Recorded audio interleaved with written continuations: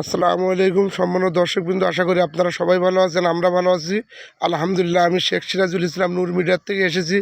এই যে অগ্রহণ মাস না, এটা ধান কাটার ধুম লেগেছে, ভাইরা সব ধান কাটছে। তো ভাই আপনাদের এটা কি ধান বলে?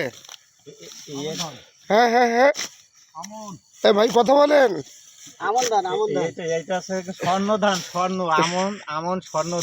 কয় বিঘা লাগাইছেন আপনি? আমরা লাগাইছি 25 কাঠা। 25 কাঠা। ধান হয়েছে কেমন? ধান তো আল্লাহর রহমতে মোটামুটি ভালো হয়েছে আলহামদুলিল্লাহ। আল্লাহ যা দিয়েছে যথেষ্ট। বর্ষা না হলে আরো ভালো হতো না? হ্যাঁ এই ভাই কেমন লাগছে সকালবেলা? আরে নতুন ধানের তো পিঠা খাইতে হবে আমাদের। তো সম্মানিত দর্শকবৃন্দ, এই নতুন বছরের ধান কাটা শুরু হয়েছে। ধান কাটাগুলো আপনাদের দেখেই দিচ্ছি, দেখতে থাকেন, অনেক ভালো লাগবে। আমরা আসলে কৃষি পণ্য, কৃষি খামার, কৃষি উৎপাদন এর উপর প্রতিবেদন দিয়ে থাকি।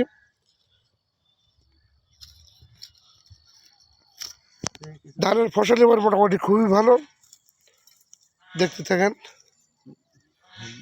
ভালো বলতে যাদেরকে বুড়ে গেছে তাদেরকে গেছে, হ্যাঁ, যেটা বর্ষায় চলে গেছে সেটাই তো শেষ। আল্লাহ আলহামদুলিল্লাহ, আল্লাহ যা দিয়েছে যথেষ্ট। তো এই জমিতে এবার কি লাগাবেন? এই জমিতে লাগাবো, এখন আর কিছু লাগাবো না। আবার আছে ইরি ধানের সময় আবার ইরি ধান। এটা তো ধানই হয়। ও সব ধান করবো। আর অন্য সব আলু লাগান না?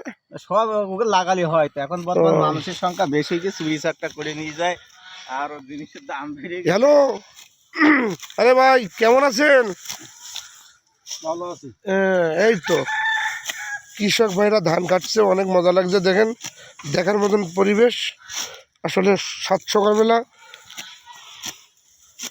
অনেক ভালো লাগার বিষয়। অগ্রহণ মাসে ইন্দুরির গছ থেকে তো মোটামুটি পরিবেশ খুবই ভালো আছে, ওয়েদার ভালো আছে। ধানগুলো উঠে নিতে পারলে ভালো হবে। এখানে আবার ইরি ধানের চাষ হবে। তো সম্মানিত দর্শকবৃন্দ, আমাদের ভিডিওটা কেমন হয়েছে লাইক কমেন্ট করে একটু জানাবেন, ভালো লাগবে। আগামীতে আবার কোথাও দেখা হবে।